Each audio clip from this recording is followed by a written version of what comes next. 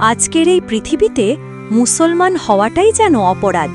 আপনি বিশ্বাস করবেন না, কিন্তু এই 2025 সালেও শুধু হিজাব পরার কারণে মেয়েদের স্কুলে ঢুকতে দিচ্ছে না একটি উন্নত দেশের সরকার। হ্যাঁ, বলছি ফ্রান্সের কথা। ফ্রান্স ইউরোপের একটি উন্নত দেশ, কিন্তু মুসলিমদের জন্য যেন এক আতঙ্কের নাম।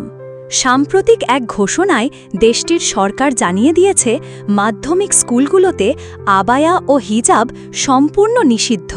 এই নিয়ম বাস্তবায়নের কয়েকদিনের মধ্যেই অনেক মুসলিম মেয়েকে স্কুল থেকে বের করে দেওয়া হয়েছে শুধু পোশাকের কারণে। একটি ভিডিওতে দেখা গেছে এক মুসলিম কিশোরী স্কুলের গেটের সামনে কাঁদছে, কারণ তার হিজাব খুলতে বলা হয়েছিল।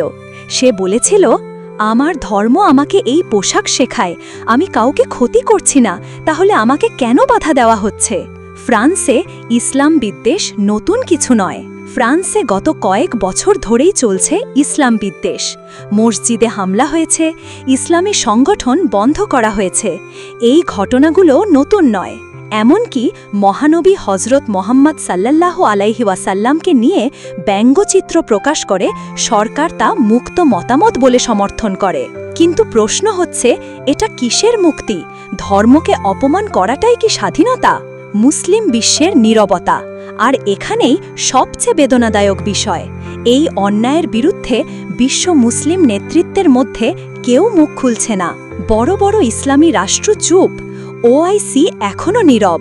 প্রতিবাদ শুধু সোশ্যাল মিডিয়ায়, রাস্তায় নয়। কিন্তু সাধারণ মুসলিমরা কি করছে? বিশ্বজুড়ে মুসলিম তরুণ তরুণীরা এখন ফ্রান্সের পণ্য বয়কটের বাগ দিচ্ছে। কয়েকটি দেশে ফ্রেঞ্চ অ্যাম্বাসির সামনে বিক্ষোভও হয়েছে।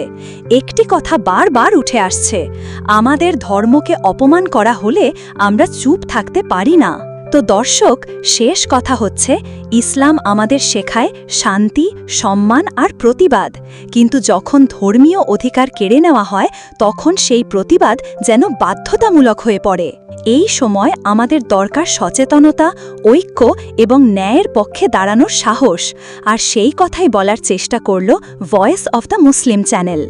আপনার মতামত কমেন্টে জানান, শেয়ার করুন যেন সবার চোখ খুলে যায়। আল্লাহ আমাদের হেফাজত করুন। ভয়েস অফ দ্য মুসলিম, সত্য, সাহস ও মুসলিম উম্মার কণ্ঠস্বর।